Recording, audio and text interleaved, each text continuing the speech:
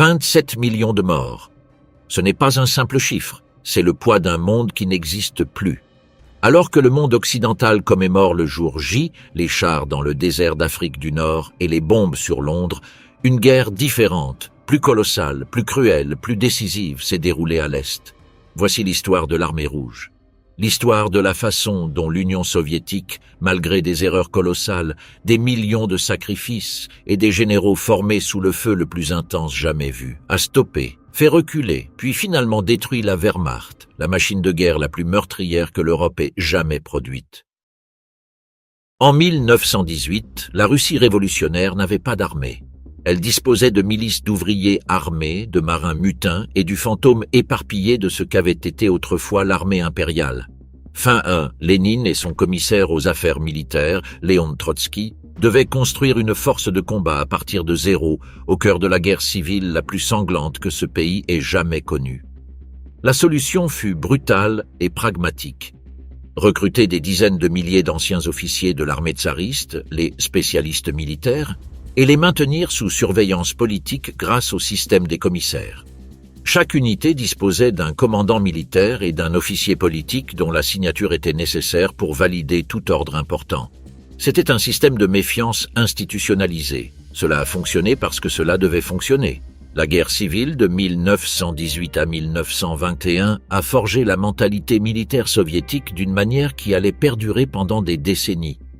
Les trains blindés qui transportaient des réserves d'un front à l'autre, déplaçant des unités entières sur les lignes intérieures pour colmater les brèches, ont donné naissance à ce que l'on appellera la guerre en échelon. Certaines divisions d'infanterie ont changé de front jusqu'à 5 fois au cours du conflit. Cette expérience a permis de comprendre en profondeur la nécessité de disposer de réserves stratégiques échelonnées en profondeur, une leçon que l'Armée rouge n'oublierait jamais. Mais la guerre civile a également enseigné autre chose. Le commandant de la guerre civile Mikhail Nikolaïevitch Toukhatchevski et le théoricien Vladimir K. Triandafilov sont parvenus à une conclusion qui allait changer l'histoire de l'art militaire. Les armées modernes étaient trop grandes pour être vaincues en une seule bataille catastrophique. Il fallait démanteler l'ennemi par des opérations offensives successives, chacune suivie d'une exploitation rapide vers l'arrière avant que le défenseur ne puisse se réorganiser. De ce principe est né ce que les soviétiques appelleraient l'art opérationnel et au sein de celui-ci, l'opération en profondeur. Il ne s'agissait pas simplement d'attaquer. Il s'agissait d'attaquer simultanément sur plusieurs niveaux de profondeur en neutralisant toutes les défenses de l'ennemi en même temps, en employant des chars, de l'artillerie, l'aviation et l'infanterie mécanisées dans une danse coordonnée qui empêchait le défenseur de former un front solide.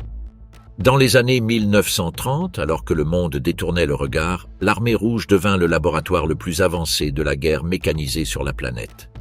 En 1936, l'Union soviétique avait déjà formé ses 2 premiers corps mécanisés, 3 ans avant que l'Allemagne ne crée ses premières divisions Panzer.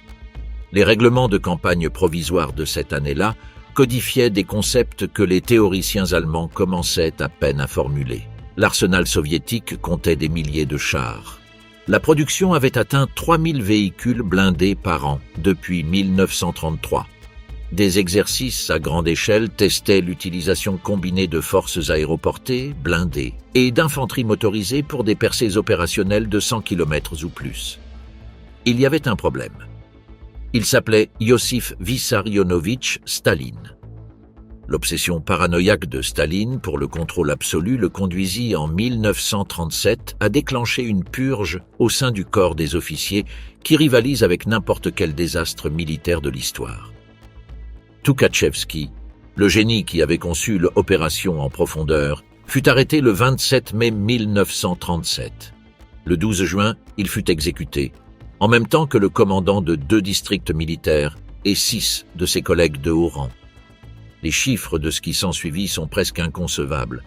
Les commandants des 16 districts militaires du pays furent purgés. 90% des commandants adjoints, des chefs d'état-major et des chefs de section. 80% des commandants de corps d'armée et de division. 91% des commandants de régiments, de leurs adjoints et de leurs chefs d'état-major. Au total, entre 34 000 et 54 700 officiers furent démis de leurs fonctions, emprisonnés ou exécutés. Sur les 5 maréchaux de l'Union soviétique, 3 furent fusillés. L'historien militaire David Glantz, dans son analyse de cette période, conclut que les purges ont non seulement éliminé l'élite intellectuelle de l'armée, mais ont également créé un climat où toute manifestation d'esprit critique pouvait coûter la vie. De jeunes officiers sans expérience du combat ont été soudainement promus à des postes de commandement de division. Les étudiants de la promotion 1938 de l'Académie Vorokhilov, parmi lesquels figuraient de futures figures de proue telles que A.M. Vassilievski et M.V. Zakharov, ont obtenu leur diplôme à la hâte afin de pourvoir des postes que personne ne souhaitait occuper. L'armée telle qu'elle existait en 1941 était, selon les termes d'une analyse contemporaine, magnifique mais vide. Elle possédait la structure formelle d'une force puissante. Elle n'avait pas le cerveau nécessaire pour la faire fonctionner. Entre 1938 et 1941, l'armée rouge a mené 3 conflits qui ont révélé tout ce qui n'allait pas, tout en laissant entrevoir ce qu'elle pouvait devenir. Au lac Khasan, en 1938, les forces soviétiques affrontèrent les troupes japonaises pendant des semaines avant de remporter une bataille coûteuse et mal coordonnée. Les pertes furent disproportionnées par rapport aux résultats obtenus. Moins d'1 an plus tard, sur la rivière Khalkhin-Gol, dans la lointaine Mongolie extérieure, un officier qui avait survécu aux purges, Georgi Konstantinovitch Zhukov, reçut le commandement des forces soviétiques avec pour instruction de régler le problème avec les Japonais. Ce que Zhukov a accompli le 20 août 1939 fut un véritable chef-d'œuvre. Il concentra en secret 57 000 hommes, 498 chars et 385 véhicules blindés. Il organisa une attaque d'encerclement classique tandis qu'une division territoriale attaquait de front pour immobiliser l'ennemi. En quelques heures, les forces japonaises étaient encerclées.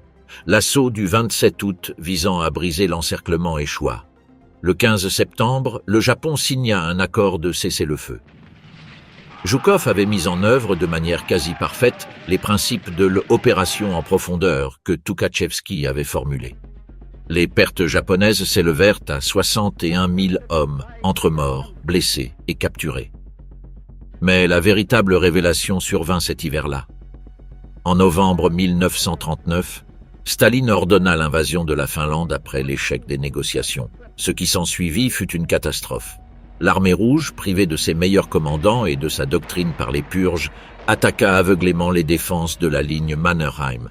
La 44e division de fusiliers fut presque entièrement anéantie dans les forêts de Suomussalmi. Ces hommes, mal équipés pour le combat arctique, gelèrent sur leur position tandis que les skieurs finlandais les encerclaient et les décimaient méthodiquement. Le commandant de la division fut fusillé. Des dizaines d'officiers furent remplacés. Les forces soviétiques comptèrent 131 476 morts et disparus avant que la situation ne soit suffisamment réorganisée pour percer les défenses finlandaises en février 1940. Timochenko prit le commandement dans le nord-ouest. Il entraîna ses troupes de manière rigoureuse. Il organisa des groupes d'assaut spécialisés. Il concentra l'artillerie. Le 12 février 1940, une attaque d'un tout autre genre, plus précise, mieux coordonnée, plus concentrée, perça la ligne Mannerheim. En mars, les Finlandais signèrent l'armistice. Le monde extérieur, et en particulier les hauts commandements allemands, ne virent que le désastre initial. L'historien Karl van Dijk souligne que les rapports finlandais faisant état de l'amélioration de la situation soviétique au cours de la deuxième phase de la guerre d'hiver parvinrent au service de renseignement allemand et furent ignorés. Hitler et l'OKH en tirèrent la conclusion qu'ils souhaitaient. L'armée rouge était incapable de se défendre. Ce fut l'erreur de calcul la plus coûteuse de l'histoire militaire. Le 23 août 1939, Joachim von Ribbentrop atterrit à Moscou. En quelques heures, les représentants de 2 régimes qui s'étaient proclamés mutuellement ennemis mortels depuis une décennie signèrent le pacte Molotov-Ribbentrop. Officiellement, il s'agissait d'un accord de non-agression. Dans ses clauses secrètes, il divisait l'Europe de l'Est en sphères d'influence avec une froideur qui aurait scandalisé n'importe quel diplomate du siècle précédent. Pourquoi Staline a-t-il signé ? La réponse courte est qu'il se méfiait de tout le monde de la même manière. La conférence de Munich de 1938, au cours de laquelle la France et la Grande-Bretagne avaient cédé les Sudètes tchécoslovaques à Hitler sans même inviter les Soviétiques à la table des négociations, avait été un signal sans équivoque pour Moscou. Les Occidentaux sacrifieraient l'Union soviétique si cela leur permettait d'acheter la paix. Staline a apparemment estimé que si Hitler attaquait d'abord l'Occident, la guerre qui s'ensuivrait durerait des années, ce qui lui laisserait le temps de reconstruire son armée décimée par les purges. Ce qu'il n'avait pas prévu, c'était la rapidité de l'effondrement français. Lorsque la France tomba en 6 semaines, en mai et juin 1940, Staline se retrouva soudain face à une Allemagne qui contrôlait toute l'Europe occidentale, alors que sa propre armée était encore en phase de reconstruction. Le pacte avait donné du temps à l'Union soviétique, mais pas assez. Et il lui avait permis d'acquérir des territoires, des parties de la Pologne, les États baltes, la Bessarabie, qui devenaient désormais un piège. Les défenses de l'ancienne frontière polono-soviétique avaient été démantelées pour construire de nouvelles positions sur les territoires nouvellement acquis. Ces nouvelles défenses étaient inachevées. L'armée était avancée, exposée sur des positions qu'elle ne pouvait pas défendre. Au printemps 1941, les deux armées les plus puissantes du monde se faisaient face de part et d'autre d'une frontière dont elles savaient toutes deux qu'elles ne tiendraient pas. Du côté allemand, 152 divisions, dont 19 divisions blindées et 14 divisions d'infanterie motorisée organisées en 3 groupes d'armées, environ 3350 chars, 7146 pièces d'artillerie et 2770 avions. Un corps d'officiers ayant connu 2 années de guerre éclair en Pologne et en France, habitués à la victoire, formés à la prise d'initiative décentralisée et dotés de doctrines de pénétration mécanisée qui avaient prouvé leur efficacité face aux meilleures armées d'Europe occidentale. Mais les Allemands avaient eux aussi des limites cachées. La Wehrmacht n'était pas une force entièrement motorisée. Plus de 600 000 chevaux participaient à l'invasion initiale, tirant l'artillerie et le ravitaillement. Les unités d'infanterie marchaient à pied, comme en 1914. Les responsables logistiques allemands estimaient que l'armée disposait de suffisamment de carburant pour avancer entre 500 et 800 km à partir de la frontière. Au-delà, elle aurait besoin d'une pause pour se ravitailler. Le réseau ferroviaire soviétique utilisait un écartement de voies différent de celui de l'Europe, ce qui signifiait que les trains allemands ne pouvaient pas emprunter les lignes capturées sans les réaménager. Le général Franz Halder, chef d'état-major allemand, présenta ces chiffres avec une précision presque prémonitoire en novembre 1940. Ils furent ignorés du côté soviétique, sur le papier, une armée redoutable. En réalité, une structure en pleine transition, secouée par des réorganisations simultanées, des changements de commandement massifs et des déploiements défensifs incomplets. Les 29 nouveaux corps mécanisés approuvés en février 1941 n'avaient pas reçu leur équipement. Beaucoup d'entre eux disposaient de moins de 40% des chars qui leur étaient alloués. Le 4e corps mécanisé, considéré comme le plus puissant de l'armée soviétique, comptait 979 chars, dont 414 des modèles modernes K5 et T-34. Mais la plupart des corps mécanisés disposaient d'un mélange de véhicules obsolètes, de camions réquisitionnés auprès d'entreprises civiles et inaptes à la campagne, ainsi que d'équipages qui ne maîtrisaient leurs machines que depuis quelques semaines à peine. Et pourtant, le T-34 était, à presque tous les égards techniques, supérieur à n'importe quel char allemand déployé en juin 1941. Son blindage incliné de 45 mm résistait à la plupart des canons anti-chars allemands. Son canon de 76,2 mm à grande perçait le blindage des Panzer III et IV à des distances de combat normales. Les canons allemands de 37 mm, qui équipaient la majeure partie de l'infanterie, ne pouvaient pas percer son blindage frontal. Le char lourd K1, d'un poids de 47,5 tonnes, était pratiquement invulnérable face à presque toutes les armes allemandes, à l'exception des célèbres canons anti-aériens de 88 mm de la Luftwaffe. Si l'armée rouge avait disposé de 4 années supplémentaires pour se préparer, la situation aurait été radicalement différente. Elle ne les a pas eues. À 3 heures du matin, le 22 juin 1941, 30 équipages de bombardiers de la Luftwaffe franchirent la frontière soviétique à haute altitude. Par groupe de 3, ils frappèrent 10 bases aériennes soviétiques majeures à 3h15 précises, au moment même où une brève préparation d'artillerie marquait le début de la guerre terrestre. Au lever du soleil, 500 bombardiers, 270 bombardiers en piqué et 480 chasseurs attaquèrent 66 aérodromes soviétiques. L'armée de l'air rouge perdit plus de 1200 appareils dès le premier matin de la guerre, la plupart détruits au sol avant même que leurs pilotes n'aient pu décoller. Les communications soviétiques se sont effondrées en quelques heures. Le réseau téléphonique civil, dont dépendait une grande partie de l'armée, a été détruit par les attaques aériennes et par le flot écrasant de appels d'urgence. Les unités de sabotage allemandes, les Brandenburger, infiltrés en uniforme soviétique, ont coupé les lignes téléphoniques, s'emparé de ponts stratégiques et semé le chaos dans l'arrière-garde. Sur le front occidental, le général Dimitri Pavlov, commandant du front occidental, perdit le contrôle de ses forces dès les premières heures. Ses armées du secteur de Bialystok, la 3e et la 10e, se retrouvèrent prises au piège tandis que les groupes de panzer allemands les encerclaient par le nord et le sud. Le 26 juin, le général Pavlov envoya à Moscou ce message désespéré. Jusqu'à 1000 chars du 3e groupe Panzer encerclent Minsk depuis le nord-ouest. Il n'y a aucun moyen de leur opposer une résistance. Ce n'était pas une exagération, c'était la réalité.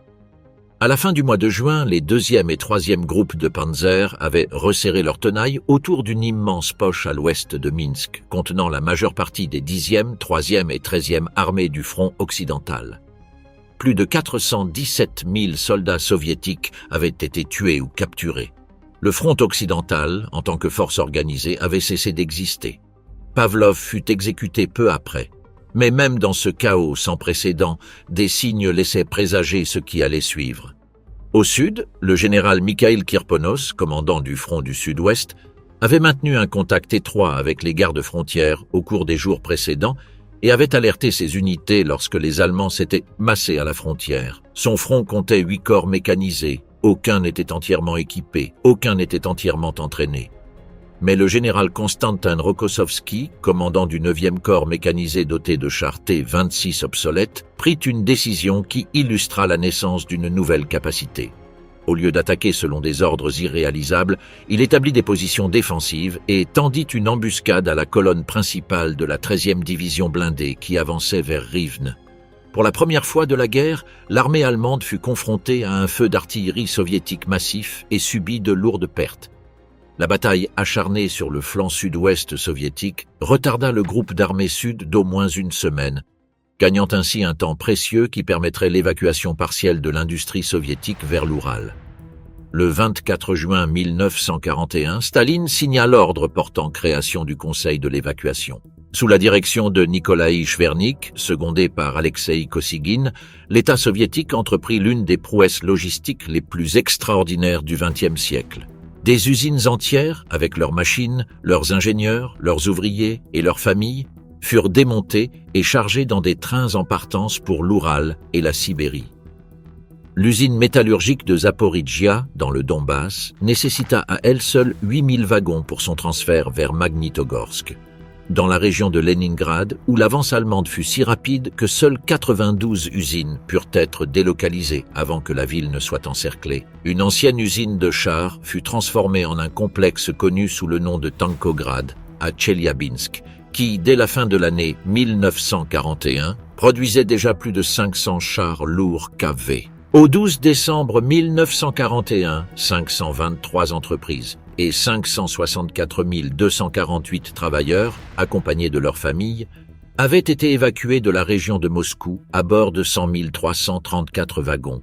L'Union soviétique a affirmé avoir transféré au total 1910 grandes usines, dont 824 liées à l'armement, vers la Volga, la Sibérie et l'Asie centrale, à bord de près de 30 000 trains transportant 1,5 million de chargements ferroviaires entre juillet et décembre 1941. Les machines arrivaient à destination selon un calendrier confus et échelonné, parfois avec seulement une fraction des ouvriers qualifiés. Elles étaient souvent déchargées dans des bâtiments en bois nouvellement construits et non chauffés, en plein hiver sibérien. Les ouvriers travaillaient à la lumière d'ampoules électriques suspendues aux arbres, complétées par des feux de camp, tandis qu'à l'extérieur, les températures chutaient bien en dessous de zéro. Certaines usines ont repris la production en l'espace de quelques semaines, d'autres ont mis plus d'1 an.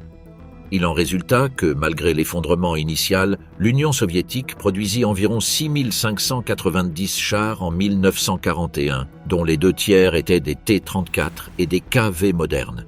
À titre de comparaison, l'Allemagne en produisit 5200.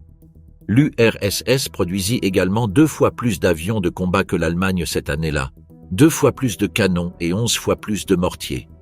Une machine de guerre entièrement nouvelle voyait le jour au cœur de l'Oural, littéralement bâtie sur la neige et le sacrifice. Lorsque le général Halder nota dans son journal, le 3 juillet 1941, que la campagne de Russie a été remportée en l'espace de 2 semaines, cette affirmation semblait, à ce moment précis, corroborée par les faits. Les 3 armes de première ligne du front occidental avaient été détruites. Les Allemands se trouvaient sur le Dniepr et la Dvina occidentale, à moins de 400 km de Moscou. Ce que Halder ignorait, c'est que de l'autre côté du Dniepr l'attendaient 5 armées que le maréchal Boudeni avait commencé à rassembler dès la fin mai. Ces armées n'étaient pas des formations de première ligne. La 20e, la 21e, la 22e et la 16e. C'étaient des formations mal équipées, dont beaucoup étaient composées de réservistes mobilisés en urgence, disposant de moyens de communication limités, d'une artillerie anti-char insuffisante et d'états-majors qui connaissaient à peine leurs propres unités. Cependant, elles représentaient quelque chose que les Allemands n'avaient pas prévu, de la nouvelle chair à canon. Staline plaça le maréchal Timochenko à la tête du front occidental le 1er juillet. Dans les jours qui suivirent, les Allemands constatèrent que franchir le Dniepr était bien plus difficile que de franchir la Dvina. Les contre-offensives soviétiques étaient brutales, mal coordonnées et coûteuses. Mais elles existaient bel et bien. Les divisions Panzer allemandes, qui avaient avancé de 700 km en 2 semaines, se retrouvèrent soudainement bloquées face à une défense acharnée à laquelle elles n'étaient pas habituées. Le 18 juillet, le groupe blindé de Guderian avait pris les hauteurs d'Elnia, à 82 km au sud-est de Smolensk. Ces chars avaient atteint la limite logistique de leur avancée initiale. Les tankistes allemands pouvaient apercevoir au loin les clochers des églises de la ville, que les cartes décrivaient comme la porte d'entrée de Moscou, à court de carburant, à court de munitions. Les divisions se réduisaient à des compagnies, les compagnies à des sections. Le commandant de la 18e division blindée rédigea une note qui reflétait bien l'état d'esprit du moment. « Nous devons réduire nos pertes si nous ne voulons pas aller à la mort. » Le 23 juillet, Zhukov coordonna la première contre-offensive véritablement organisée de la guerre. 4 groupes opérationnels attaquant simultanément depuis le nord, l'est et le sud contre le groupe d'armées centre à l'est de Smolensk. Les attaques furent désorganisées, coûteuses et, dans une large mesure, infructueuses sur le plan tactique. Mais elles furent incessantes. Pour la première fois depuis le début de la guerre, le groupe d'armées centre dut s'arrêter pour se défendre.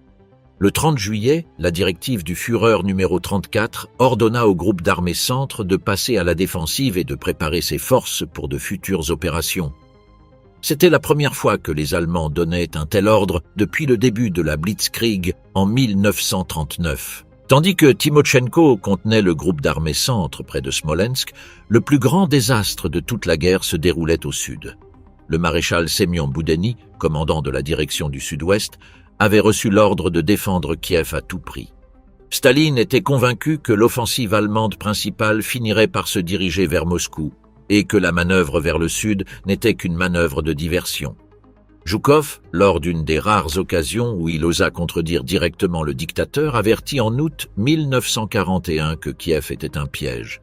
Le groupe d'armées sud était en train d'être renforcé en vue d'une gigantesque manœuvre d'encerclement. Cet avertissement coûta à Zhukov son poste de chef d'état-major. Zhukov demanda lui-même à être muté à la tête du front de réserve. La prémonition se réalisa avec une précision effrayante. Guderian fit pivoter son groupe de panzer vers le sud, derrière les lignes du front sud-ouest. Kleist fit de même depuis le sud. Le 14 septembre 1941, les 2 groupes se rejoignirent à l'est de Kiev. Au cours des semaines suivantes, 4 armées soviétiques furent anéanties à l'intérieur de l'encerclement. La 5e, la 37e, la 26e et la 21e, soit au total 43 divisions comptant 452 720 hommes et 3 867 canons et mortiers. Le général Kirponos, qui avait mis en garde contre le danger et demandé l'autorisation de se retirer, fut tué lors d'une tentative de percée de l'encerclement. Le chiffre allemand de 665 000 prisonniers représentait probablement le triple du nombre réel de captifs, mais il donne une bonne estimation des pertes totales soviétiques lors de cette opération. Et pourtant, même à Kiev, les Allemands en ont payé le prix. Ils avaient détourné leur énergie et leurs ressources de l'axe principal d'avance. Le temps perdu dans le sud, près de 2 mois décisifs, était irrécupérable. L'hiver russe approchait. La route vers Moscou était intacte, mais le temps jouait contre les envahisseurs. L'opération Typhon, dernière tentative allemande de s'emparer de Moscou en 1941, débuta le 2 octobre. 3 groupes de panzers, regroupés et partiellement réapprovisionnés, frappèrent les lignes soviétiques sur un front de 350 km. Ce qui s'ensuivit fut l'un des moments les plus dramatiques de toute la guerre. Au cours des premiers jours, les poches de Vyazma et de Briansk engloutirent plus de 650 000 soldats soviétiques. À Moscou, le 13 octobre, Staline ordonna l'évacuation de la plupart des bureaux du gouvernement et du parti vers Kouïbychev sur la Volga. L'annonce de cette évacuation, combinée à des rumeurs concernant les combats à Vyazma, a provoqué les 16 et 17 octobre un état proche de la panique dans la capitale. Seule l'annonce à la radio indiquant que Staline restait dans la ville a permis d'étouffer le chaos. Zhukov fut envoyé depuis Leningrad pour prendre le commandement du front occidental. Il constata qu'il n'y avait pratiquement plus de force pour défendre la route menant à Moscou. La bataille désespérée menée dans la poche de Vyazma, sous le commandement du général Loukine, permit de gagner des jours cruciaux, tandis que des unités fraîches arrivaient de Sibérie. Le général Katoukov et sa 4e brigade de chars, équipés des nouveaux T-34, ont utilisé pour la première fois des tactiques qui allèrent devenir caractéristiques de l'armée soviétique. Embuscades depuis la forêt, attaques sur les flancs, replis contrôlés attirant les panzers allemands vers des lignes anti-chars préparées. Près de Mtsensk, le 6 octobre, Katoukov infligea de tels dégâts au groupe de combat de la 4e division blindée de Guderian qu'une enquête spéciale fut ouverte au sein de l'état-major allemand. En novembre, le sol s'était gelé, rétablissant la mobilité allemande, et Bock lança son offensive finale. La 3e armée blindée atteignit Klin le 24 novembre. Un pont sur le canal Moscou-Volga fut franchi, plaçant les chars allemands à moins de 35 km du Kremlin. Des officiers allemands affirmèrent pouvoir apercevoir les tours de la ville à travers leurs jumelles. Ce fut le point le plus proche que la Wehrmacht n'atteignit jamais. Le 4 décembre, les températures chutèrent à moins 15 degrés Celsius. Les moteurs des chars allemands ne démarraient pas sans avoir été préchauffés pendant des heures. Les soldats, dépourvus d'équipement hivernal adéquat, souffraient de gelures massives. Les divisions d'infanterie avaient perdu plus de 50% de leur force de combat en 2 mois. Dans le même temps, Staline avait discrètement rassemblé 3 nouvelles armées, la première d'assaut, la 20e et la 10e, fraîches, bien équipées et dotées de skis qui attendaient en réserve à la Stavka. Les soldats provenaient des districts militaires sibériens aguerris au froid, prêts pour la guerre d'hiver que les Allemands redoutaient. À 3 heures du matin, le 5 décembre 1941, alors que la température était de moins 15 degrés Celsius et que la neige atteignait 1 mètre d'épaisseur, le front de Kalinin lança la contre-offensive. Le lendemain, le front occidental joignit ses propres attaques depuis des positions situées au nord et au sud de Dmitrov. La nature des combats changea du jour au lendemain. Les skieurs soviétiques et les bataillons de cavalerie s'enfonçaient au cœur des villages dont les unités allemandes avaient besoin pour survivre. Les T-34 avançaient sur des chemins impraticables pour les chars allemands. Au nord, la première armée de choc chassa la 7e division blindée de sa tête de pont sur le canal Moscou-Volga. Au sud, la cavalerie du général Belov coupa la ligne de ravitaillement de la 2e armée blindée de Guderian. En 10 jours, le groupe d'armées centre avait été repoussé de 100 à 150 km vers l'ouest. Klin fut libéré le 15 décembre. Guderian demanda à plusieurs reprises l'autorisation de replier son armée vers des positions plus défendables. L'OKH n'avait pas le pouvoir de l'accorder sans le consentement d'Hitler. Le 25 décembre, À la suite d'un dernier conflit avec le nouveau commandant du groupe d'armée centre, le Feldmaréchal von Klug, Guderian fut relevé de ses fonctions. Hitler prit personnellement le commandement de l'armée. Son ordre de « résistance fanatique » a été critiqué par des générations d'historiens militaires allemands comme un nouvel exemple d'ingérence de dilettantes. Mais dans ce cas précis, la plupart des analystes concluent que l'ordre était justifié. Les Allemands ne disposaient ni des ressources ni des moyens de transport nécessaires pour établir une nouvelle ligne défensive. Se défendre sur place, aussi difficile que cela fût, leur permettait au moins de conserver un abri de fortune et les ravitaillements qui leur permettraient de survivre jusqu'à l'arrivée des renforts. Ce que Staline n'a pas compris, c'est que la victoire de décembre n'était pas le prélude à la défaite allemande, mais la fin de sa propre offensive stratégique. Il exigea de ses commandants qu'ils étendent la contre-offensive dans toutes les directions simultanément, contre le groupe d'armée nord près de Leningrad, contre le groupe d'armée centre sur toute la longueur de son front, contre le groupe d'armée sud dans le sud de la Russie. Zhukov et Shapochnikov l'avertirent que les forces disponibles étaient insuffisantes. Staline ignora ces avertissements. La contre-offensive s'étendit. Les unités de cavalerie pénétrèrent à des centaines de kilomètres dans l'arrière-garde allemande, mais elles ne disposaient pas de la masse nécessaire pour exploiter cette percée. La deuxième armée de choc fut envoyée à travers une brèche vers l'arrière-garde de l'armée du Nord allemande près de Leningrad. Elle se retrouva encerclée. Ces hommes résistèrent dans des conditions cauchemardesques pendant des mois.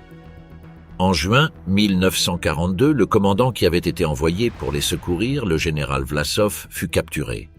Son amertume face à cet abandon le poussa à collaborer avec les Allemands, un acte que les historiens soviétiques effacèrent méticuleusement des archives pendant des décennies. Au printemps 1942, la ligne de front s'était stabilisée, la fatigue était réciproque et les deux camps se préparaient pour l'été. En mai 1942, le maréchal Timochenko planifia une offensive ambitieuse visant à reprendre Kharkov. En théorie, il s'agissait d'un coup de force destiné à perturber les préparatifs allemands pour l'été.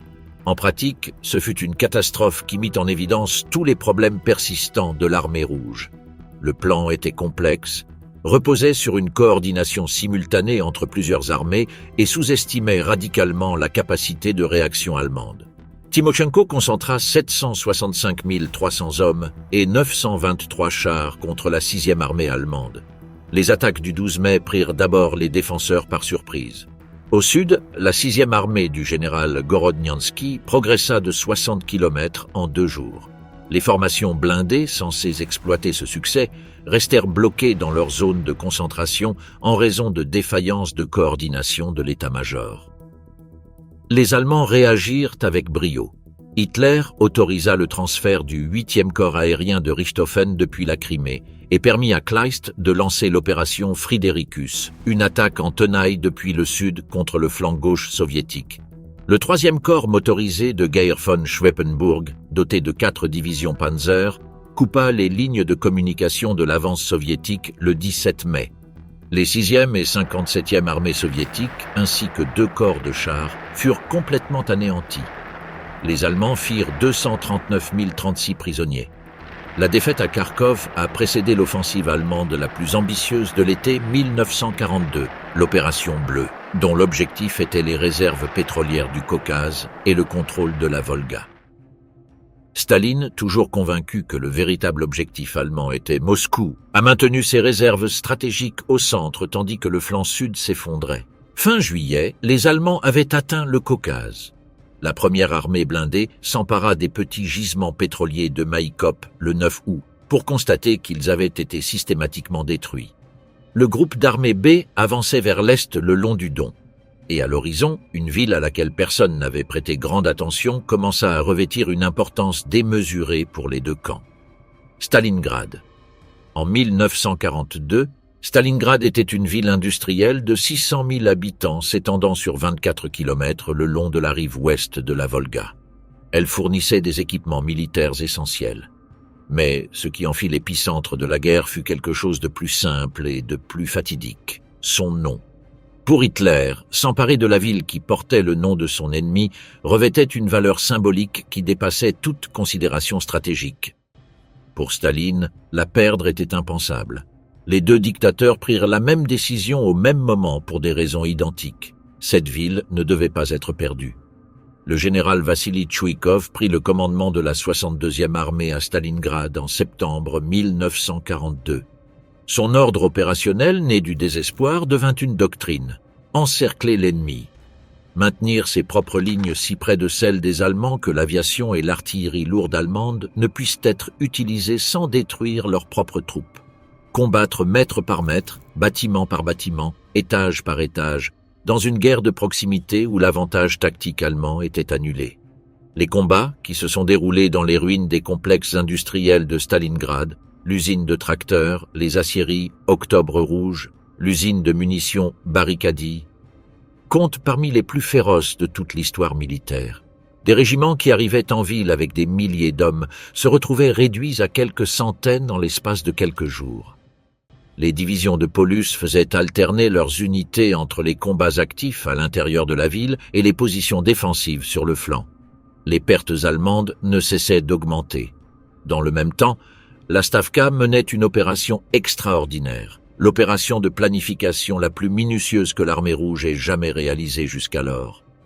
Tandis que le monde avait les yeux rivés sur les ruines de Stalingrad, loin des projecteurs, deux fronts soviétiques rassemblaient silencieusement des forces massives de part et d'autre du saillant allemand. Le général Alexei Antonov et les planificateurs de la Stavka avaient identifié le point faible fondamental. Les flancs de la 6e armée de Paulus n'étaient pas protégés par des forces allemandes, mais par les 3e et 4e armées roumaines, mal équipées et disposant de peu de canons anti-chars efficaces. L'opération Uranus ne chercherait pas à percer les lignes allemandes, elle les encerclerait en passant par leurs alliés les plus faibles. Le 19 novembre 1942 à 7h30 du matin, le front sud-ouest du général Nikolaï Vatoutine lança l'offensive. La température était de moins 18 degrés Celsius. Les 26e et 1er corps de chars de la 5e armée blindée de Romanenko pénétrèrent dans les secteurs de la 3e armée roumaine en quelques heures. 3 divisions roumaines, totalisant 27 000 prisonniers, furent capturées au cours des 3 premiers jours. Les corps de chars avançaient jusqu'à 70 km par jour, contournant les poches de résistance. À l'aube du 22 novembre, le lieutenant-colonel J.N. Filipov organisa une manœuvre audacieuse. Il forma 5 chars T-34 et 2 compagnies d'infanterie motorisées en colonne serrée, tous phares allumés, et avança vers le pont nord de Kalash-sur-le-Don, comme s'il s'agissait d'une colonne allemande revenant de mission. Les sentinelles allemandes les ont laissés passer. Le pont fut capturé intact. Au sud, le 4e corps mécanisé du général Volski pénétrait depuis les positions de la 4e armée roumaine. Le 23 novembre, le 26e corps de chars et le 4e corps mécanisé se rejoignirent près de Sovetskoe. La 6e armée allemande, 22 divisions, 330 000 hommes, était encerclée. Ce qui s'ensuivit fut l'un des dénouements les plus sombres de l'histoire militaire moderne. Le maréchal du Reich, Göring, promit à Hitler que la Luftwaffe pourrait ravitailler la 6e armée par voie aérienne. Pour subvenir aux besoins de 330 000 hommes, il fallait au moins 600 tonnes par jour. La Luftwaffe ne dépassa jamais les 300 tonnes en une seule journée. La plupart du temps, elle n'en livrait même pas 100. Le général soviétique P.S. Stepanov mit en place le premier système soviétique de défense aérienne systématique de la guerre. Des anneaux concentriques d'intercepteurs contrôlés depuis le sol et de batteries anti-aériennes. Les Ju-52, ces avions de transport allemands lents et non blindés, volaient directement vers ces défenses. Au plus fort du pont aérien, la 4e flotte aérienne allemande perdit 488 avions de transport et bombardiers reconvertis. Plus de 265 Ju-52, soit un tiers de l'ensemble du parc allemand. Le maréchal von Manstein reçut le commandement du groupe d'armée Don, nouvellement créé, avec pour ordre d'ouvrir un couloir vers la poche. L'opération Wintergewitter débuta le 12 décembre. Le 57e corps blindé de Kirchner, renforcé par la 6e division blindée, avança pendant 8 jours, s'approchant à seulement 50 km du périmètre de Stalingrad. Il fut stoppé par la 2e armée de la garde de Malinovski.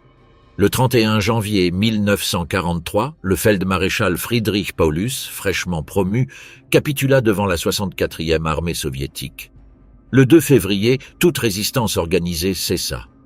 Sur les 330 000 hommes capturés à l'intérieur de la poche, environ 91 000 furent emmenés en captivité soviétique. Seuls 5 000 d'entre eux regagneraient un jour l'Allemagne. La 6e armée avait cessé d'exister. La victoire à Stalingrad démontra que l'armée rouge était capable de planifier et d'exécuter des opérations stratégiques à une échelle que les Allemands n'avaient pas anticipée.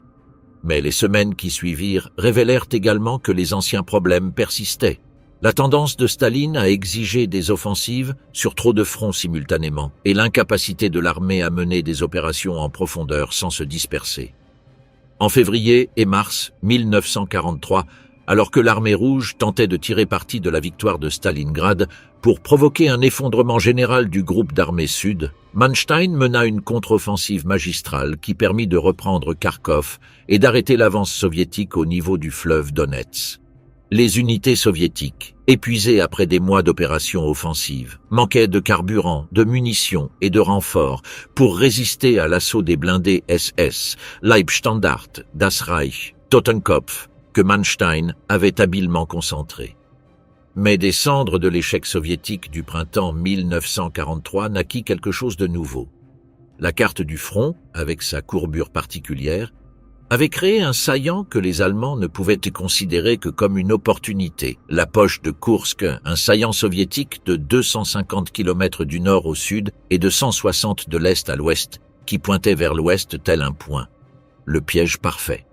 Les Allemands se mirent à élaborer leur plan. Les Soviétiques, parfaitement informés grâce à leurs services de renseignement, qui comptaient des sources au sein même du quartier général allemand, se préparèrent à les accueillir.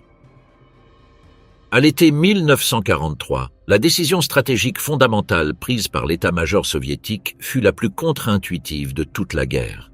Ne pas attaquer. Zhukov et Vassilievski convainquirent Staline que l'armée rouge devait absorber la prochaine offensive allemande, détruire son potentiel offensif, et ce n'est qu'ensuite qu'elle lancerait ses propres contre-offensives. Cela n'a pas été facile.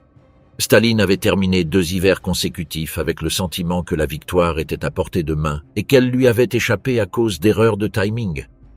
Mais la logique était irréfutable. Si les Allemands devaient attaquer à Koursk, qu'ils attaquent. L'armée rouge a construit sur le saillant de Koursk le réseau défensif le plus élaboré que l'Europe ait jamais vu. 8 ceintures défensives successives, chacune comprenant des champs de mines, jusqu'à 3200 par kilomètre de front, des positions anti-chars en profondeur et de l'artillerie concentrée. Chaque compagnie d'infanterie disposait d'au moins 3 pièces d'artillerie, de 9 canons anti-chars, d'un char ou d'un canon automoteur et d'un peloton de génie de combat au sein de sa position défensive.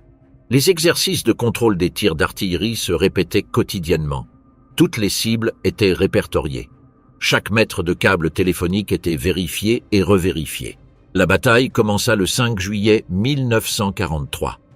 Une demi-heure avant que les Allemands n'aient prévu de faire ouvrir le feu de leur propre artillerie, l'artillerie soviétique lança un contre-barrage préventif. L'effet fut mitigé. Les artilleurs allemands surpris à découvert subirent de lourdes pertes, mais dans d'autres secteurs, les positions de concentration des troupes d'assaut ne furent pas touchées. Au nord, la 9e armée du général Model attaqua les fronts des 13e et 60e armées de Rokossovski. En 6 jours, avec le soutien massif des bombardiers Stuka, elle ne parvint à pénétrer que de 8 à 15 km à l'intérieur des défenses soviétiques à plusieurs niveaux. Rokossovski contre-attaqua avec la 2e armée blindée. Les corps de chars soviétiques comblèrent la brèche, lancèrent des contre-attaques sur les flancs et stoppèrent l'avance allemande le 12 juillet. Model avait perdu environ 400 chars et 50 000 pertes. Au sud, la 4e armée blindée de Hoth, dotée des redoutables Tiger, Panther et Elephant, pénétra plus profondément, jusqu'à 35 km. Mais Vatutin engagea la 1re armée blindée de Katoukov dans une défense active, enterrant des chars et lançant des contre-attaques incessantes depuis les flancs, afin d'épuiser et d'affaiblir les blindés allemands. Le 11 juillet, la 5e armée blindée de la garde du général Rotmistrov arriva sur le champ de bataille après une marche de 100 km effectuée de nuit. Le 12 juillet, Rotmistrov lança son offensive, cherchant à réduire l'avantage technique des Tigers en les contraignant à des distances de combat courtes où les canons soviétiques avaient une chance de percer leur blindage. L'attaque fut coûteuse. Rotmistrov perdit jusqu'à 400 de ses 500 chars d'assaut, mais elle atteignit son objectif. Elle immobilisa le 2e corps blindé SS et le combattit jusqu'à ce qu'il soit stoppé le 13 juillet. Ce même jour, le 10 juillet, les Alliés occidentaux avaient débarqué en Sicile. Hitler ordonna le retrait du 2e corps de blindés SS afin de le redéployer en Italie. Manstein protesta en vain. Le 18 juillet, la 4e armée blindée entama sa retraite vers ses positions initiales. Pour la première fois depuis le début de la guerre, une grande offensive allemande n'avait pas réussi à percer les défenses soviétiques pour s'enfoncer en profondeur opérationnelle. Le 12 juillet 1943, alors que les Allemands combattaient encore sur le saillant de Koursk, l'armée rouge lança l'opération Kutuzov contre le saillant allemand d'Orel, au nord du champ de bataille. La 11e armée de la garde du général Bagramian, forte de 170 500 hommes, 648 chars et 3100 pièces d'artillerie, réussit dès le premier jour à percer les lignes ennemies et les corps de chars soviétiques se déchaînèrent avant que les Allemands n'aient pu réagir. Le 5 août, la 3e armée blindée de la garde du général Rybalko entra dans Orel. Le 18 août, le saillant allemand avait été complètement éliminé. 2 semaines plus tard, sans leur laisser le temps de se réorganiser, les fronts de Voronej et de la steppe lancèrent l'opération Roumiantsev au sud du saillant de Koursk. La 1re armée blindée de Katoukov et la 5e armée blindée de la garde de Rotmistrov exploitèrent la brèche créée par les forces combinées. Belgorod tomba le 5 août. Kharkov fut libéré le 23 août. Au moment où les planificateurs de l'état-major allemand tentaient de comprendre ce qui s'était passé au nord, le sud explosait. Alors qu'il tentait de stabiliser le Sud, le Nord se remuait à nouveau. C'était le concept de l'offensive successive que Toukhatchevski avait formulé dans les années 1920 et qui, désormais, avec une armée mûre et disposant d'une masse suffisante, commençait à fonctionner avec une précision mortelle. À la fin de l'année 1943, l'armée rouge traversait le Dnipro en 40 points de passage, pour la plupart improvisés. Les ingénieurs soviétiques construisaient des radeaux avec des troncs d'arbres et des bidons de pétrole sous le feu allemand. Les unités d'avant-garde se jetaient dans le Dniepr à bord de n'importe quelle embarcation disponible. Le 6 novembre 1943, les chars de Rybalko firent irruption depuis la petite tête de pont de Liutej, au nord de Kiev, et en 3 jours, ils avaient libéré la capitale ukrainienne. L'année 1944 fut celle où l'armée rouge démontra qu'elle était capable non seulement de remporter des batailles, mais aussi de les enchaîner. Staline planifia 5 offensives échelonnées qui partaient du nord et progressaient vers le sud, à la manière d'une marée montante, empêchant ainsi les Allemands de concentrer leurs réserves en un seul point avant que le point suivant ne soit frappé. Au nord, le 14 janvier 1944, le front de Leningrad attaqua à partir d'une tête de pont à Oranienbaum qui avait été secrètement renforcée au cours de semaines d'infiltration nocturne. La 2e armée de choc, forte de 5 divisions d'infanterie, de 600 canons et de plusieurs unités blindées, frappa le flanc de la 18e armée allemande qui assiégeait la ville. Un jour plus tard, le reste du front de Leningrad se joignit à l'offensive. Le 20 février, le siège de Leningrad, qui avait duré 872 jours, prenait fin. La ville que les Allemands avaient promis non pas de prendre, mais simplement de détruire, avait survécu. Ses habitants avaient payé un prix qui dépasse l'entendement. Plus d'1 million de civils périrent pendant le siège, principalement de faim. L'hiver 1941 à 1942 fut le plus meurtrier. Jusqu'à 100 000 personnes moururent en janvier 1942 rien qu'à Leningrad. Les gens s'effondraient dans la rue et mouraient avant que quiconque ne puisse leur venir en aide. La ration de pain pour les travailleurs non combattants tomba à 250 grammes par jour. Pour les personnes à charge, elle était de 125 grammes. En Ukraine, la machine soviétique fonctionnait avec une efficacité qui aurait été inimaginable 2 ans auparavant. L'opération Korsun-Shevchenkovski a encerclé 2 corps d'armée allemands, le 11e et le 32e, dans une poche près du Dniepr. Le général Konev mit en œuvre une opération de diversion élaborée, simulant le regroupement de la 5e armée blindée de la garde dans les forêts à l'ouest de Kirovograd, tandis que cette armée se déplaçait silencieusement 100 km plus au nord. Le 24 janvier, la 5e armée blindée de la garde et la 6e armée blindée refermèrent l'encerclement. Les contre-attaques allemandes visant à secourir les troupes encerclées parvinrent à moins de 15 km de la poche. Elles ne parvinrent jamais à la percer. Le 17 février, le général Stemmermann donna l'ordre de percer l'encerclement avec les survivants. À l'aube, les chars soviétiques et les cosaques à cheval coupèrent la route aux fuyards. Les soviétiques firent état de 55 000 Allemands tués ou blessés et de 18 000 capturés. Le 22 juin 1944, exactement 3 ans après le début de l'invasion allemande de l'Union soviétique, débuta l'opération que de nombreux historiens militaires considèrent comme la plus grande défaite de l'histoire de l'armée allemande. Non pas à Stalingrad, en Biélorussie. L'opération Bagration fut un exercice de diversion stratégique et de concentration opérationnelle à une échelle que les Allemands n'auraient jamais cru possible. Alors que les blindés allemands surveillaient le sud, convaincus que la prochaine offensive viserait le groupe d'armées nord de l'Ukraine, où tous les services de renseignement allemands signalaient une énorme concentration soviétique, la Stavka avait discrètement déplacé la 5e armée blindée de la garde, la 8e armée de la garde et plusieurs autres formations de première ligne du sud vers la Biélorussie, sans que les services de renseignement allemands ne s'en aperçoivent. Le groupe d'armées centre du Feldmaréchal Busch comptait 63 divisions, défendant un front de près de 600 km. Seules 4 divisions étaient disponibles en tant que réserves opérationnelles derrière cette ligne. De nombreuses unités de ces prétendues réserves étaient engagées dans des opérations antipartisans à l'arrière. Les systèmes défensifs consistaient en un cordon de tranchées sans réelle profondeur. Hitler avait désigné plusieurs villes comme forteresses, Vitebsk, Orsha, Mogilev, Bobruisk, qui devaient résister indéfiniment, bien qu'aucune d'entre elles ne disposât des garnisons, des ravitaillements ou des défenses nécessaires pour y parvenir. Dans la nuit du 19 au 20 juin, les partisans soviétiques lancèrent une vague coordonnée d'attaques contre les voies ferrées dans tout l'arrière-front du groupe d'armées centre. Plus de 10 000 points de sabotage furent activés simultanément. Les lignes d'approvisionnement, de retraite et de renfort furent paralysées. Le 23 juin, les armées de 4 fronts soviétiques attaquèrent simultanément en 5 points. Le 25 juin, le 53e corps d'armée allemand était encerclé à Vitebsk avec 35 000 hommes. Le 27 juin, le 1er corps de chars de la garde et le 9e corps de chars avaient franchi la Bérésina et commençaient à converger vers Minsk respectivement par le nord et le sud. La 4e armée allemande, forte de plus de 100 000 hommes, se retrouva encerclée à l'est de Minsk. Le 3 juillet, la 29e brigade blindée de la garde entra dans Minsk par le nord-ouest, tandis que la 4e brigade blindée de la garde y pénétrait par le nord-est. Le même après-midi, des éléments du 1er corps blindé de la garde arrivèrent par le sud.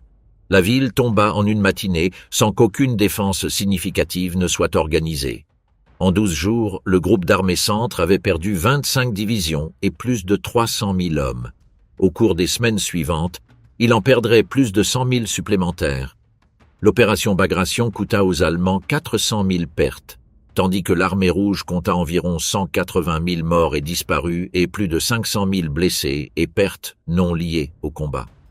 L'ensemble de l'opération a anéanti 28 des 34 divisions de la 3e armée blindée, ainsi que les 4e et 9e armées du groupe d'armées centre, et a constitué la plus grande défaite de l'histoire de l'armée allemande.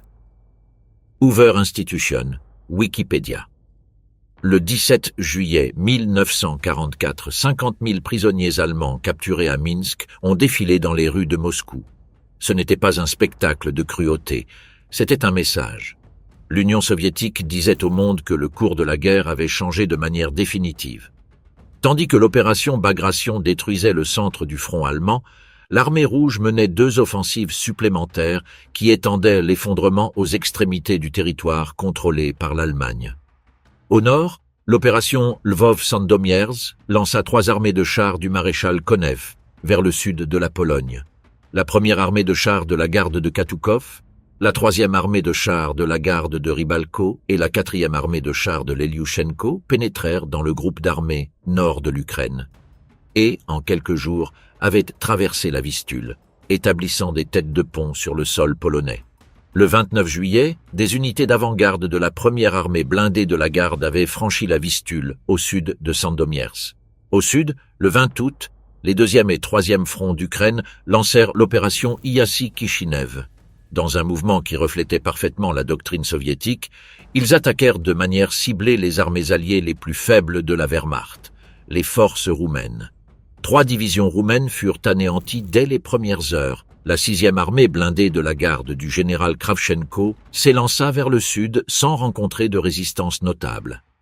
4 jours plus tard, le 23 août 1944, le roi Michel de Roumanie fit arrêter le maréchal Antonescu et proclama le retrait de la Roumanie de l'Axe. En quelques heures, les unités roumaines qui avaient combattu aux côtés des Allemands commencèrent à se rendre aux Soviétiques. En quelques jours, elles combattaient leurs anciens alliés. La 6e armée allemande, portant le même numéro que l'armée qui avait été anéantie à Stalingrad, se retrouva piégée dans la poche de Kishinev. Le 5 septembre, ces derniers éléments avaient été détruits ou capturés. Les pertes totales de l'Axe dépassèrent les 400 000 hommes. L'armée rouge avança vers les Balkans à une vitesse telle que des pays entiers devinrent des théâtres d'opérations en l'espace de quelques semaines. La Bulgarie déclara la guerre à l'Allemagne le 8 septembre. Le 20 octobre, les partisans yougoslaves et la 3e armée d'Ukraine entrèrent ensemble dans Belgrade. À la fin de l'année 1944, l'armée soviétique dominait toute l'Europe de l'Est et une partie des Balkans. Le 12 janvier 1945, exactement 8 jours avant la date prévue, avancé à la demande des alliés occidentaux qui subissaient la pression de l'offensive des Ardennes, le premier front ukrainien de Konev lança son attaque depuis la tête de pont de Sandomierz. La préparation d'artillerie fut un instrument de précision et non de destruction brute. Les bataillons d'avant-garde occupèrent d'abord les positions allemandes de première ligne avec un appui d'artillerie ciblée. Lorsque le bombardement principal commença, il s'inscrivit dans une séquence élaborée destinée à tromper les défenseurs. D'abord, un feu massif, puis un silence de plusieurs minutes qui incitait les Allemands à sortir de leur bunker pour rejoindre leur position de tir. Ensuite, un nouveau bombardement qui les piégeait en terrain découvert. À 14 heures le premier jour, les 3e armées blindées de la garde de Rybalko et la 4e armée blindée de Leliouchenko perçaient, accompagnées des divisions d'infanterie attaquantes, à l'intérieur du dispositif allemand. À la fin de la première journée, le front avait pénétré sur 35 km de large et 20 de profondeur.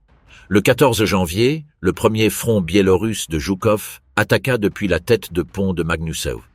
Les forces combinées allemandes de la 9e armée de Busse se retrouvèrent écrasées sous des concentrations pouvant atteindre 250 canons par kilomètre de front de percée. Le 18 janvier, Konev avait 5 jours d'avance sur son programme. Le 19 janvier, l'ancien camp d'extermination d'Auschwitz fut libéré, révélant au monde quelque chose que beaucoup savaient déjà, mais dont personne ne pouvait encore saisir toute l'ampleur. Les combats menés de l'été 1939 à janvier 1945 sur le front de l'Est avaient causé des pertes qui repoussent les limites du langage humain pour décrire la destruction. Rien qu'entre la première armée ukrainienne et la première armée biélorusse, lors de l'opération Vistule-Oder, les Allemands perdirent de fait la 9e armée et la 4e armée blindée.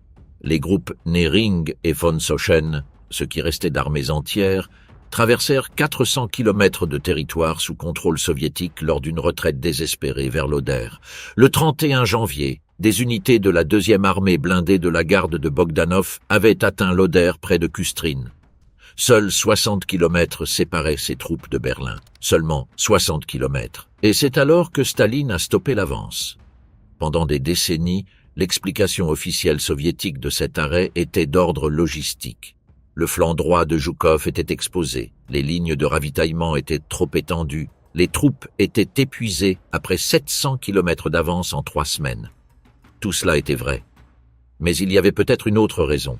Le 4 février 1945 débuta la conférence de Yalta. Staline, Roosevelt et Churchill se réunirent en Crimée pour décider de l'avenir du monde d'après-guerre. Parmi les accords les plus importants, un protocole signé à Londres en septembre 1944 avait divisé l'Allemagne en zones d'occupation. L'Union soviétique recevrait Berlin et l'Est de l'Allemagne, quelle que soit la force qui s'emparerait de la ville. Cet accord fut confirmé à Yalta, mais l'Autriche, l'Ostmark qu'Hitler avait annexée en 1938, n'était pas incluse dans ce protocole. L'Autriche était, techniquement, un territoire non attribué. Staline était le genre de joueur d'échecs qui ne laissait jamais échapper une pièce sans la réclamer. Le 17 février, quelques jours à peine après la fin de la conférence de Yalta, Staline donna des instructions ordonnant au 2e et 3e front ukrainien de préparer une offensive vers Vienne. Les meilleures armées de chars, y compris la 6e armée blindée de la garde de Kravchenko, furent redirigées vers le sud plutôt que vers l'ouest. Le 6 mars 1945, Hitler lança sa dernière grande offensive, au nord du lac Balaton, en Hongrie. 10 divisions blindées, dont la 6e armée blindée SS d'élite de Dietrich, tout juste arrivée des Ardennes. Dès le premier jour, l'offensive pénétra profondément dans le front soviétique. Tolboukine supplia la Stavka de lui permettre d'engager les réserves prévues pour sa propre offensive. La Stavka refusa catégoriquement. Le front se courba, il ne se brisa pas. Le 15 mars, l'offensive allemande avait pris fin. Le lendemain, les armées soviétiques qui avaient essuyé le coup le plus dur se retournèrent et lancèrent leur propre offensive. En l'espace de quelques jours, la 6e armée blindée SS battait en retraite plus vite qu'elle n'avait avancé. Le 13 avril, les chars de Kravchenko entrèrent dans Vienne. L'Autriche allait être occupée par l'armée rouge. L'objectif de Staline avait été atteint. Le lendemain, le 14 avril, l'artillerie soviétique ouvrit le feu le long de l'Oder et de la Nesse. Berlin attendait. Le 16 avril 1945 à 3 heures du matin, 143 projecteurs antiaériens illuminèrent le front allemand face aux positions de Zhukov à la tête de pont de Kustrine. Le plan de Zhukov était ambitieux, utiliser la lumière pour éblouir les défenseurs pendant que son infanterie avançait. Le plan échoua. La poussière et la fumée du bombardement préliminaire bloquèrent la lumière. Les soldats allemands n'étaient pas éblouis, ils se contentaient de viser vers la lumière pour voir d'où tirer. Les attaquants avancèrent vers leurs propres projecteurs. La 8e armée de la garde de Tchouikov s'enlisa sur les hauteurs de Silo, une chaîne de collines dominant la seule route directe vers Berlin. Zhukov, qui observait la situation depuis un poste de commandement avancé, perdit patience. Il engagea prématurément ses armées de chars, qui se retrouvèrent prises au piège dans l'enchevêtrement d'artillerie et de véhicules de ravitaillement des divisions d'infanterie. 9 divisions allemandes solidement retranchées avaient réussi à ralentir toute la machine de guerre la plus puissante que l'armée rouge eût jamais concentrée sur un seul front. Ce n'est que le 20 avril que les forces de Zhukov eurent franchi le 4e ceinturon défensif allemand et entamé leur avancée vers la banlieue est de Berlin. Pendant ce temps, au sud, Konev progressait mieux. Son artillerie avait mené une préparation plus minutieusement calibrée. Le premier jour, ses forces avaient franchi la Nesse et pénétré à 1,5 km à l'intérieur du 2e ceinture défensive. Le 20 avril, la 3e armée blindée de la garde s'emparait du quartier général de l'OKH à Zossen, à 30 km du centre de Berlin. Staline observait la situation et décida d'encourager la rivalité. Lors de conversations téléphoniques avec Zhukov et Konev le 17 avril, il effaça la ligne de démarcation entre leurs deux fronts aux abords de Berlin. Le premier arrivé remporterait la victoire. Le 24 avril, la 8e armée de la garde de Tchouikov et la 1re armée blindée de la garde de Katoukov rejoignirent les avant-gardes de la 3e armée blindée de la garde de Rybalko et de la 28e armée de Louchinski au sud-est de Berlin. La 9e armée allemande était encerclée, la ville aussi. Le 29 avril, les premiers éléments du 79e corps d'infanterie de la 3e armée de choc lancèrent l'assaut symbolique contre le Reichstag.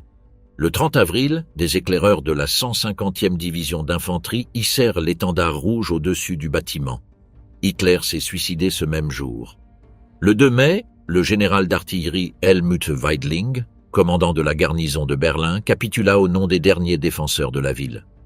La bataille de Berlin avait duré 17 jours.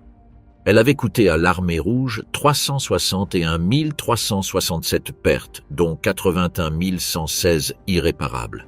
La Wehrmacht compta 458 080 morts et 479 298 prisonniers. L'ampleur de la contribution soviétique à la défaite du nazisme est difficile à exprimer en chiffres, mais les chiffres sont tout ce dont nous disposons.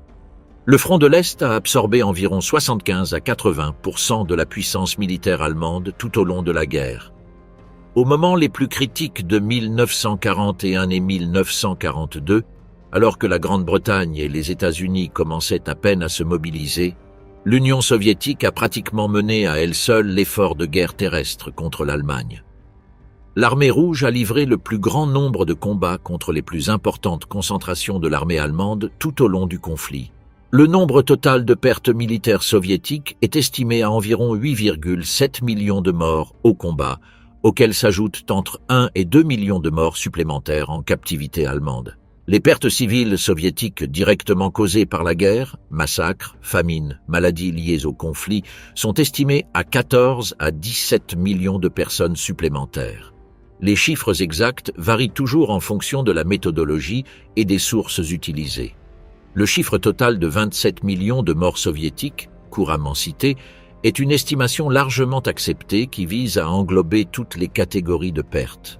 En termes de matériel, l'armée rouge a détruit ou capturé, selon les estimations de l'état-major allemand lui-même, 75% de toutes les divisions allemandes engagées dans la guerre. La Wehrmacht a subi sur le front de l'Est des pertes qui augmentaient chaque année. 1941 a vu les plus grandes avancées allemandes avec les coûts relatifs les plus faibles. 1942 a été plus coûteuse. 1943 a été l'année où les Allemands ont commencé à perdre plus qu'ils ne pouvaient remplacer. 1944 a marqué l'effondrement. 1945 a été l'apocalypse.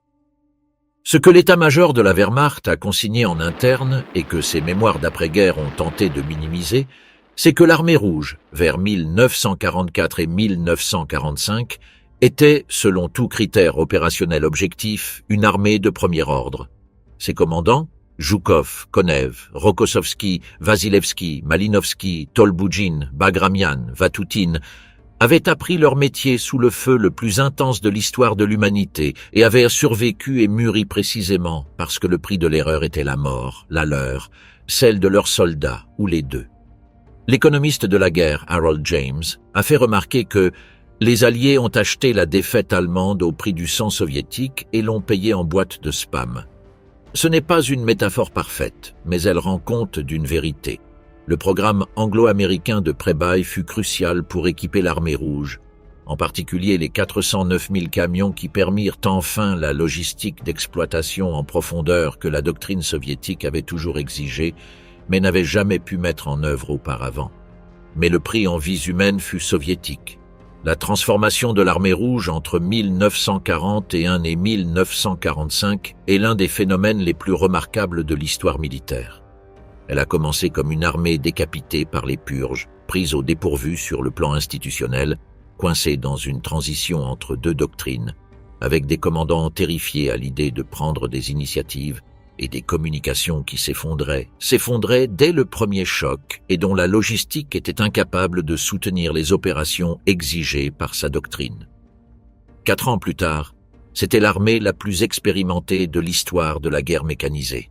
Ses commandants avaient appris à coordonner l'artillerie, les blindés, l'infanterie et l'aviation dans des opérations combinées d'une ampleur qu'aucune autre armée n'avait jamais tentée. Leurs états-majors étaient capables de déplacer plusieurs armées dans le cadre de redéploiements complexes, sans que les services de renseignement ennemis ne s'en aperçoivent. Leurs opérations de tromperie stratégique, la Maskirovka, étaient menées avec une telle sophistication qu'elles laissaient régulièrement l'OKH allemand croire que l'attaque viendrait du mauvais secteur. Le prix de cet apprentissage est inestimable. Chaque année de la guerre, l'armée rouge perfectionna ses techniques tout en payant le prix de millions de vies. Les soldats qui survécurent aux catastrophes de 1941 étaient des vétérans qui avaient appris à leurs dépens les leçons qu'aucun manuel ne pouvait enseigner. Les officiers qui survécurent aux purges et aux premiers mois de la guerre avaient démontré, dans les conditions les plus exigeantes, qu'ils étaient capables de réfléchir sous une pression extrême. Il existe dans les archives historiques un moment qui résume mieux que tout autre cette transformation. C'est le 23 juin 1944, jour exact de l'anniversaire de l'invasion allemande, lorsque 2,5 millions de soldats soviétiques attaquèrent le groupe d'armées centre sur un front de 360 miles. Les Allemands ne l'ont pas vu venir, bien qu'ils fussent en position depuis des semaines. La ruse avait été parfaite, le rassemblement avait été parfait. L'exécution fut, dans ses premières heures, parfaite. Lorsque les Allemands comprirent ce qui se passait, tout était déjà terminé. Cette armée de 1944 était méconnaissable par rapport à celle de 1941. Et pourtant, c'était la même armée. Elle avait appris, à un prix qu'aucune nation ne devrait avoir à payer, pour quelque raison que ce soit. Chapitre 26, la dernière campagne, la Mandchourie. Le 9 août 1945, à peine 3 mois après la capitulation allemande, l'Armée rouge mena sa dernière campagne de la Seconde Guerre mondiale, l'invasion de la Mandchourie contrôlée par le Japon. Le maréchal Vassilevski coordonna 3 fronts soviétiques totalisant 90 divisions, 5000 chars et 4000 avions. L'armée japonaise comptait 31 divisions d'infanterie et 12 brigades indépendantes, mais la plupart avaient été créées au printemps 1945 avec des hommes qui avaient auparavant été exemptés du service militaire ou jugés inaptes, et beaucoup étaient des divisions de garnison sans artillerie ni capacité anti-char significative. Les services de renseignement japonais avaient conclu que le terrain montagneux et inhospitalier des flancs de la Mandchourie rendrait impraticable toute attaque soviétique venant de ces directions. C'était la même erreur que les planificateurs du groupe d'armées centre avaient commise concernant les marécages de Biélorussie 2 mois auparavant. La 6e armée blindée de la garde du général Kravchenko franchit la frontière dans les premières heures sombres du 9 août et, en 3 jours, elle avait parcouru 450 kilomètres, franchissant les cols de la grande chaîne du Khingan, que les Japonais avaient jugé impraticable pour les blindés, avant même que le Japon ne comprenne la menace. Les livraisons au titre du Land-Lease comprenaient notamment des chars Sherman américains dont les chenilles plus étroites se révélèrent inadaptées au passage marécageux. Les T-34 et les BT-7 prirent la tête de la progression. Le 15 août, l'empereur Hirohito annonça la capitulation. La campagne de Mandchourie, que beaucoup pensèrent voir durer des mois, s'acheva en 11 jours de combats effectifs. Les pertes soviétiques s'élevèrent à 2031 morts et 24 425 blessés. Les pertes japonaises furent bien plus élevées, bien que la capitulation impériale ait mis fin aux combats organisés avant que les encerclements ne puissent être menés à bien. La campagne de Mandchourie fut également un laboratoire. Vassilevski réorganisa ses armées de chars selon une structure expérimentale, intégrant davantage d'infanterie motorisée et de soutien d'artillerie que toute formation antérieure. La 6e armée blindée de la garde comprenait 25 bataillons blindés et 44 bataillons motorisés avec 1019 chars et canons automoteurs. C'était la structure que l'armée rouge allait étudier pour l'après-guerre. Plus de masse, plus d'équilibre, plus de capacité de soutien. La dernière balle tirée par l'armée rouge pendant la Seconde Guerre mondiale fut tirée dans l'archipel des Kouriles au cours des semaines qui suivirent la capitulation japonaise du 2 septembre. Des soldats soviétiques et japonais s'affrontaient sur des îles dont les 2 camps savaient qu'elles n'avaient plus aucune importance stratégique. C'était l'inertie de la guerre, la force la plus difficile à arrêter qui existe dans la nature humaine. Lorsque la guerre prit fin en mai 1945, l'Union soviétique était la puissance militaire la plus puissante de la planète. Son armée avait anéanti la Wehrmacht. Elle avait occupé la moitié de l'Europe. Elle avait libéré, ou conquis, selon le point de vue, des nations entières. Elle avait démontré que la doctrine de l'opération en profondeur, que Tukhachevski avait formulée dans les années 1930, était juste, et qu'une armée suffisamment grande, suffisamment compétente et suffisamment déterminée pouvait anéantir toute force qui s'opposerait à elle sur le terrain. Et elle comptait 26 millions de morts. Chaque ville soviétique de taille moyenne avait perdu entre 15 et 25% de sa population. Les fermes collectives fonctionnaient avec 71% de leur effectif de 1941. Les femmes, les personnes âgées et les enfants faisaient tourner l'économie tandis que leurs fils et leurs maris mouraient sur les fronts de Pologne, d'Allemagne et d'Autriche. L'armée rouge rentra chez elle, non pas pour des célébrations faciles, mais pour le travail acharné de reconstruction d'un pays littéralement détruit.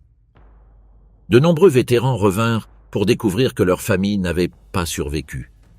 Les villes de l'ouest du pays, Kiev, Minsk, Leningrad, Stalingrad, n'étaient plus que des ruines. Dans certaines régions, il ne restait plus aucun homme en âge de travailler. Le souvenir de cette guerre s'est gravé dans l'ADN collectif de la nation soviétique. Le 9 mai, jour de la victoire, est devenu la fête la plus sacrée du calendrier. Non pas comme une célébration, mais comme un deuil. Dans les familles russes, chacun peut citer les noms de ses proches morts pendant cette guerre. Grands-parents, arrière-grands-parents, oncles qui ne sont jamais revenus. Le souvenir de ce sacrifice est la pierre angulaire sur laquelle s'est construit tout ce qui a suivi, pour le meilleur et pour le pire. Une image a perduré dans l'imaginaire populaire soviétique. La photographie du soldat anonyme plantant l'étendard rouge sur les ruines du Reichstag à Berlin. Peu importait qu'il ait été le premier ou le 10e à le faire, que la photographie ait été mise en scène ou authentique, que le soldat ait une ou deux montres au poignet d'état et que les censeurs soviétiques allaient corriger, effaçant ainsi les traces du pillage. Ce qui importait, c'était le geste, le drapeau hissé au-dessus de la ville qui avait envoyé ses armées pour les anéantir. Ce geste a coûté 27 millions de vies. N'oublions pas cela, jamais.